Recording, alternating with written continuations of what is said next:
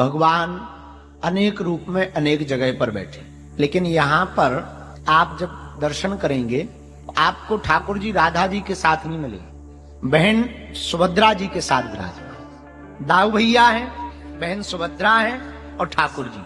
अब चर्चा करते हैं कि ठाकुर जी यहाँ पर इस रूप में क्यों बैठे हैं और यहाँ पर ये तीन रूप ठाकुर जी ने क्यों बनाए और यहाँ पर क्यों आए। नील पर्वत के मध्य में सुशोभित पुरी का नाम जगन्नाथपुरी। ये जगत के नाथ हैं, इसलिए इनका नाम जगन्नाथ है। क्या नाम है? जगन्नाथ है। जगत के यह दाता है, इसलिए इनका नाम जगन्नाथ है। लेकिन भगवान श्री जगन्नाथ जी का प्रागट्य यहाँ पर क्यों हुआ, तब वर्णन आया। दो कथाएं हैं श्री ठाकुर जी की। एक कथा, एक इंद्रदुम्न नाम का राजा था, बड़ा प्रतापी था, भगवत भक्त भी था। किसी ने ठाकुर जी की महिमा सुनाई उसे कि भगवान जो है नीलांचल पर्वत के मध्य में विराजित पुरी में ठाकुर जी विराजमान होंगे। वैष्णव आदि ब्राह्मणों के द्वारा भगवान की खूब महिमा सुन रखी थी। धीरे धीरे श्री ठाकुर जी से बड़ा प्रेम हो गया। भगवान के दर्शन पाने की लालसा से खूब उत्कंठा जागी।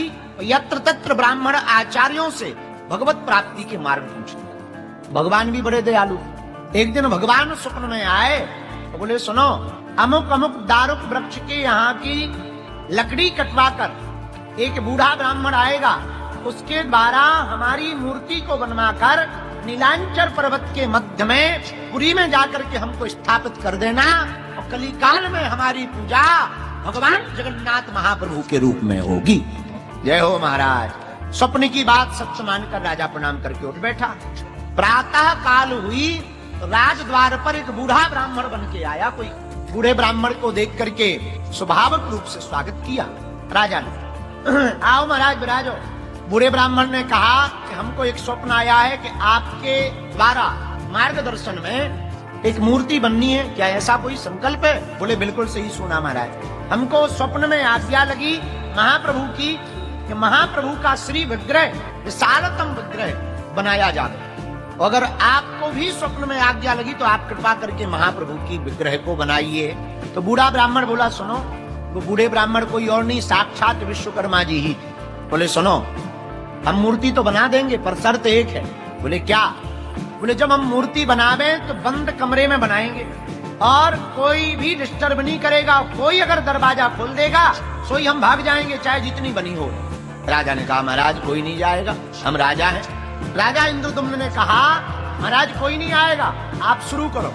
स्वप्न के अनुसार बताई हुई दारुक नाम के वृक्ष को वह बूढ़ा ब्राह्मण काट करके लाया, एक विशालतम कमरे में रखा, द्वार को बंद किया। राजा से कहा, अच्छा अब आप इंतजार करना, कोई प्रवेश न करे। राजा वैष्णव था, आज्ञा मानी। कई दिनों तक वह ब्राह्मण बाहर नहीं निकला। रोज खटखट की आवाज आवे, राजा सुनता रहे। एक दिन आवाज नहीं आई। कहने लगा, कहीं ऐसा तो नहीं कि खटखट करते ही खटापट हो गई, कुछ गड़बड़ हो गई, खटखट की आवाज ही नहीं आ रही, सो तो नहीं गए? राजा को लगा कि कुछ गड़बड़ तो नहीं है। खूब रोका अपने आप को। जब आवाज नहीं आई तो राजा ने ही द्वार को खोल दिया। द्वार को खोला तो मूर्ति अधूरी बनी थी। हाथ पूरे बन नहीं पाए थे, ऐसे ही थे, यहाँ तक पैर भी नहीं बन पाए थे। और वह बूढ़ा ब्राह्मण अंतर ध्यान हो गया था। राजा समझ गए हमसे बड़ी भूल हुई।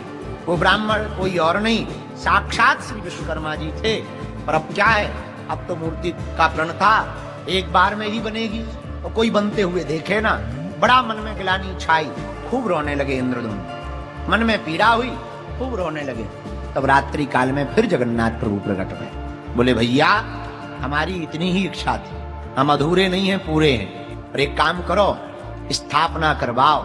आज से नीलांचल पर्वत के मध्य में पुरी क्षेत्र में हम सदा सदा के लिए ही विराजमान होंगे। दोनों भुजाएं भगवान की आगे की तरफ। एक कथा और सुनो। एक कथा आती है कि जब श्री ठाकुर जी द्वारका के राजा बन गए तो एक दिन यशोदा मैया, देवकी, सुभद्रा मिलने गई। तो रानियां जो भगवान की थी 16,108, वो सब बड़ी प्रसन्न भई। सासू माँ आई तो बड़ा स्वागत किया, प्रणाम किया, विराजमान करवाया। 2-3 दिन तक जब बीत गए तो रानियों ने, जो रानियां थी 16,108, उसमें 8 पट रानियां थी। रुक्मणी, सत्यभामा, मित्रविंदा, लक्ष्मणा, भद्रा, ये सब भगवान की पटरानियां हैं। तो ठाकुर जी और दाऊ भैया तो बाहर राजा थे, तो कामकाज रहता था खूब। तो रानियों ने कहा कि हमने सुना कि ठाकुर जी की लीलाएं बड़ी अद्भुत थी बचपन की, हमें सुनाओ। यशोदा मैया बोली हम सुना नहीं सकते। क्यों? बोले अगर हमने यह कथा बाल लीला की वृंदावन की सुनाई और कहीं धोखे से ठाकुर जी ने सुन ली तो रानियों, बेटियों, बहुओं, एक बात तय है, ठाकुर जी एक क्षण बिना विलंब किए आज ही वृंदावन वापस लौट जाए, आज ही वापस लौट जाए, एक क्षण बिना विलंब किए। इसलिए हम ये कथा नहीं सुना सकते, वो बातें नहीं सुना सकते, वो ब्रज का प्रेम नहीं सुना सकते। तो रानियां बोली आप चिंता मत करो, सुनना तो हमें है माता जी, सुनना तो है, चाहे जो हो जाए, दरवाजा बंद कर दो। यशोदा मैया बोली वो राजा है हमाओ लाला, छोरा हमाओ राजा है, वहां को कौन दरवाजे में बंद करे, कौन न आने देवे, भाई की खटिया खड़ी हो जाएगी। तो एक प्लान बनाया। बोले क्या? बोले एक काम करते हैं, सुभद्रा जी को दरवाजे पे लगा दे, ये दरवाजे पर रखवाली करेंगी, एंट्री नहीं देंगी, कह देंगे कोई जरूरी मीटिंग चल रही है। सुभद्रा जी की बात दाऊ भैया भी मान जाएंगे और ठाकुर जी भी मान जाएंगे। हाँ ये बढ़िया है। दरवाजे पे सुभद्रा जी को खड़ा कर दिया। अब यशोदा मैया ठाकुर जी की मधुर मधुर बाल लीलाओं को सुनाने लगी।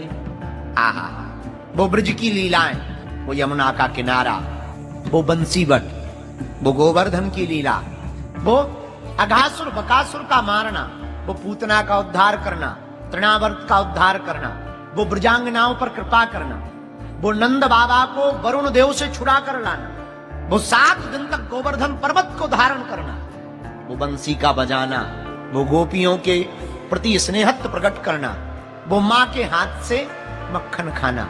एक एक लीला को यशोदा मैया सुनाने लगी और ज्यों सुना में सोई आंखें बंद हो गई और इतनी डूब गई कि रानियों को भी खबर नहीं रहा, वो भी सब आंख बंद करके एकदम देख रही हैं। जो जो यशोदा मैया बोलती जा रही वो आंख बंद करके एकदम देख रही।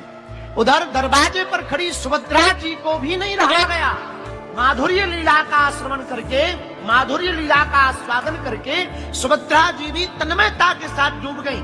इतने में मध्य में ही श्री ठाकुर जी और दाऊ भैया और मैया को अपनी मधुर मधुर बाल लीलाओं को सुनकर इतनी भाव विभोर देखकर ठाकुर जी और दाऊ भैया भी वहीं पर खड़े रह गए।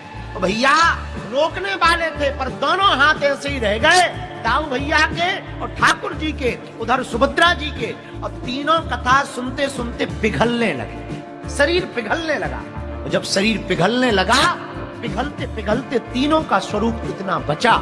इतने में नारद जी आ गए और नारद जी चिल्लाए अरे मैया ये क्या कर रही है तू?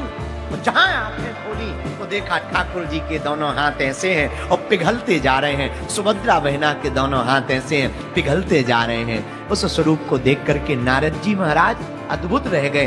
भैया जब मैया अपने लाला की मधुर मधुर लीलाओं को सुना रही थी तब 22 समय ठाकुर जी जब मध्य में आए, अपनी ही लीलाओं को सुन करके और रानियों को भाव विभोर देखकर, मैया को भाव विभोर देखकर ठाकुर जी की आंखें फटी की फटी रह गई। वही कारण से आज भी जगन्नाथ महाप्रभु की आंखें बड़ी बड़ी है। अब तीनों से कहा आप तीनों विराजमान हो, ये स्वरूप आज तक काऊ ने नहीं देखा। नारद जी बोले सरकार ये स्वरूप आज तक काऊ ने तुम्हारा नहीं देखा, हम तो यही स्वरूप के दर्शन करना चाहें। तब भगवान ने नारद जी को कहा कि जाओ हम तुमको आशीर्वाद देते हैं, इसी स्वरूप में नीलांचल पर्वत के मध्य में जगन्नाथपुरी में भगवान जगन्नाथ के रूप में हम विराजमान होंगे।